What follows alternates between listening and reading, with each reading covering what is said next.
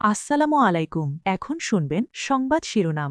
জ্বালানি স্থাপনায় হামলার জবাবে ইসরায়েলের মধ্যাঞ্চলে আঘাত হানছে ইরানের মিসাইল। সৌদি আরবে ক্ষেপণাস্ত্র হামলায় নিহত দুজনের একজন বাংলাদেশি।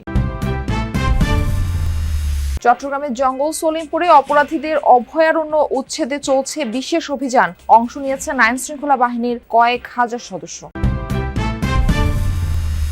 রেশনিংয়ের তেলের জন্য ফিলিং স্টেশনগুলোতে রাতভর গ্রাহকদের অপেক্ষা। যশোর ও সুনামগঞ্জে অবৈধ মজুদ ৬,০০০ লিটার জ্বালানি জব্দ। কাল থেকে দেশে ১৪ স্থানে শুরু হচ্ছে ফ্যামিলি কার্ডের বিতরণ। মালিকানায় থাকবেন পরিবারের নারী প্রধানরা। পর্যায়ক্রমে দেওয়া হবে সারা দেশে। এতক্ষণ শুনছিলেন সংবাদ শিরোনাম। এখন শুনবেন বিস্তারিত। ইরান জুড়ে অব্যাহত যুক্তরাষ্ট্র ইসরায়েল যৌথ বাহিনীর অভিযান। রাজধানী তেহরান সহ বিভিন্ন শহরে চলছে মুহুর্মুহু হামলা। রাতভর হামলায় টার্গেট করা হয় ইরানের রেভলিউশনারি গার্ডের আরও বেশ কয়েকজন শীর্ষ নেতাকে। ইস্পাহানে আইআরজিসির সিনিয়র নেতা আলী হাশেমির মৃত্যু হয়েছে বলে দাবি ইসরায়েলের। অঞ্চলটিতে বিপ্লবী গার্ডের ডেপুটি কমান্ডার ছিলেন তিনি।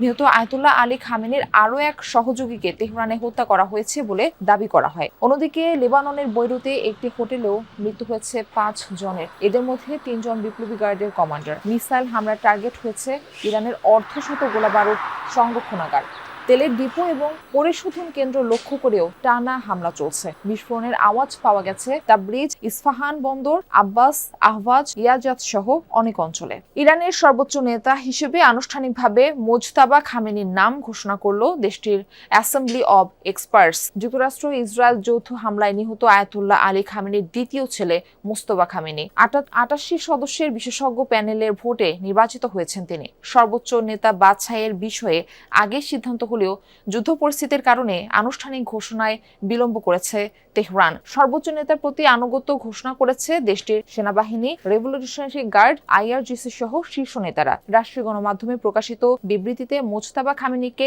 জ্ঞানী, ধার্মিক ও বুদ্ধিদীপ্ত আখ্যা দেওয়া হয়। বিশেষজ্ঞ প্যানেলের সিদ্ধান্তকে যথাযথ আখ্যা দিয়েছেন পার্লামেন্টের স্পিকার মোহাম্মদ বাঘের কালিবাফ। ঐক্যের ডাক দিয়েছেন ন্যাশনাল সিকিউরিটি কাউন্সিলের প্রধান আলী লারিজানি। সর্বোচ্চ নেতার প্রতি আনুগত্য প্রকাশে জনগণের প্রতি আহ্বান জানিয়েছেন ইরানের শীর্ষ নেতারা। তেলের পরিবর্তে এখন পানি শোধনাগার রক্ষায় মরিয়া মধ্যপ্রাচ্যের দেশগুলো। বিশেষজ্ঞরা বলছেন মরুভূমি আচ্ছাদিত অঞ্চলটির লাইফ লাইন বিভিন্ন ডিস্যালিনেশন প্ল্যান্ট।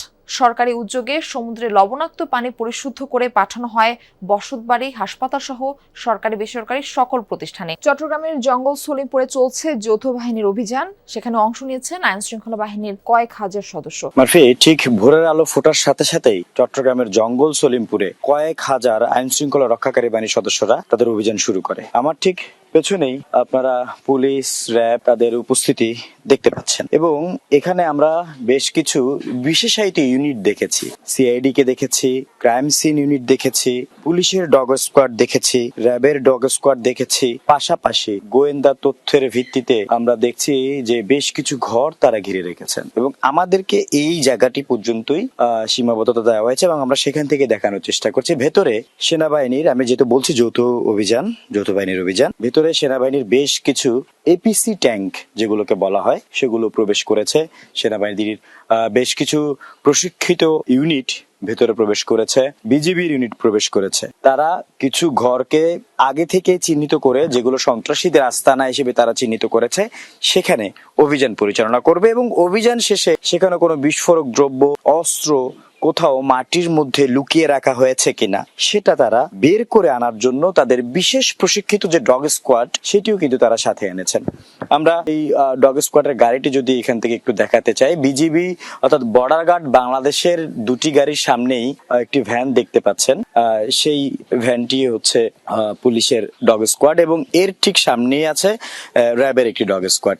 এই যে অভিযানটি, সেই অভিযানটি মূলত হচ্ছে জঙ্গল সলিমপুরকে, যেটাকে বলা হয় বাংলাদেশের মধ্যে আরেকটি দেশ, সেই জঙ্গল সলিমপুরকে অপরাধ মুক্ত, সন্ত্রাস মুক্ত করার জন্য এই অভিযান। কিছুদিন আগে এই জঙ্গল সলিমপুরে অভিযান পরিচালনা করতে এসে, যদি সময়টা আমি নির্ধারিত করে বলতে চাই, সেটি হচ্ছে গত 19 জানুয়ারি। সেই সময়টিতে এখানে অভিযান পরিচালনা করতে এসে এবং এখানে যে দুটি গ্রুপ রয়েছে, ইয়াসিন এবং রোকন, জ্বালানি তেল নিতে রাজধানীর ফিলিং স্টেশনগুলোতে রাতেও ছিল যানবাহনের লম্বা লাইন।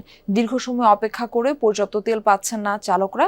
সরকারি নির্দেশনা অনুযায়ী রেশনিং পদ্ধতিতে বিক্রি হচ্ছে তেল। গতরাতে রাজধানীর বিভিন্ন এলাকায় পেট্রোল, অকটেন ও ডিজেল পেতে এক পাম্প থেকে আরেক পাম্পে ঘুরতে দেখা গেছে অনেকে। পাম্প মালিকরা জানান, হঠাৎ করে তেলের চাহিদা বেড়ে যাওয়ায় অনেক পাম্পে মজুদ শেষ। এতে চরম ভোগান্তিতে পড়েছেন ক্রেতারা। যানবাহন মালিক ও চালকদের অভিযোগ, কিছু অসাধু লোক বাড়তি তেল সংগ্রহ করে খোলা বাজারে বিক্রি করছে। অনেকে সংকটের আশঙ্কায় প্রয়োজনের তুলনায় বেশি তেল মজুত করছে, যে কারণে পরিস্থিতি আরো জটিল হয়ে উঠেছে। যশোরের চৌগাছায় অবৈধভাবে মজুদ রাখা প্রায় 6,000 লিটার জ্বালানি তেল জব্দ করা হয়েছে। 3 ব্যবসায়ীকে 1,35,000 টাকা অর্থদণ্ড দিয়েছেন ভ্রাম্যমাণ আদালত। রোববার বিকেলে সলুয়া বাজারে জেলা প্রশাসনের নির্বাহী ম্যাজিস্ট্রেট সোয়াইব হাসানের নেতৃত্বে অভিযান পরিচালিত হয়। অবৈধভাবে জ্বালানি তেল মজুদের দায়ে ব্যবসায়ী নিজামুদ্দিনকে 1 লাখ টাকা দণ্ড দেওয়া হয়। তার গুদাম থেকে 5,600 লিটার ডিজেল, 242 লিটার পেট্রোল ও 38 লিটার অকটেন জব্দ করা হয়। এছাড়া চৌগাছা ফিলিং স্টেশনকে 20,000 টাকা ও রুহুল আমিন নামের এক ব্যবসায়ীকে ওজন ও পরিমাপ আইনে 15,000 টাকা জরিমানা করা হয়। নিম্নবিত্ত পরিবারের সুরক্ষায় চালু হতে যাচ্ছে ফ্যামিলি কার্ড। পর্যায়ক্রমে দেশের সব পরিবারকে এই সুবিধার আওতায় আনার পরিকল্পনা সরকারের, যার মাধ্যমে প্রতি মাসে 2,500 টাকা বা সমমূল্যের নিত্যপণ্য সহায়তা দেওয়া হবে। পরিবারের মা বা নারী প্রধানের নামে ইস্যু করা এই কার্ডে বাড়বে নারীর ক্ষমতায়ন। পাইলট প্রকল্পে 14 স্থানে প্রথম ধাপে কার্ড পাবে 40,000 পরিবার। আগামীকাল করাইল বস্তিতে এই ফ্যামিলি কার্ডের উদ্বোধন করবেন প্রধানমন্ত্রী তারেক রহমান। মিনা বেগমের প্রায় 22 বছরের সংসার, সদস্য 5 জন, স্বামী দৃষ্টি প্রতিবন্ধী। বিয়ের পর একাই টানছেন সংসারের ভার। কাপড় সেলাই করে যতটুকু আয় তার বেশিরভাগই যায় বসত ঘর ও দোকান ভাড়ায়। আর্থিক টানা পড়েন নিত্যদিনের। এই দামের সাথে তো আমাদের গরিবরা চলতে পারি না। অনেক জিনিসের দাম, এই এত কম টাকা রোজগার করে এত কিছু তো সম্ভব না। 30 বছরের মিনারার 4 সন্তান। রিকশা চালক স্বামীর যা আয় তাতে খাওয়া পড়াই দুষ্কর। করাইল বস্তির রাশেদা বেগম, শিরিন আক্তারের গল্প কম বেশি একই রকম। পড়াশোনা করাবার মতোই নাই, দিতে পড়ালেখা করাইতে পারতেছি না, নিজে তো কাজ করতে পারি না, পুনাই ছোট ছোট বাচ্চা নিয়ে।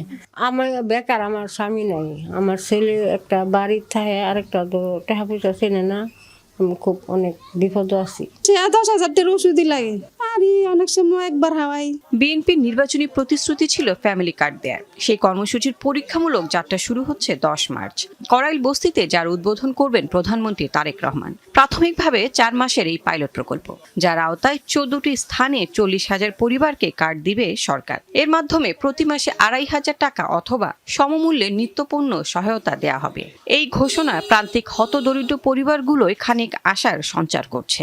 অনেক ভালো লাগছে। এরপরে 2 পয়সা খাইমু, 2 পয়সা রাখমু জমাইয়া ভবিষ্যতে লেগা। স্বামীর একটু হেলেবো।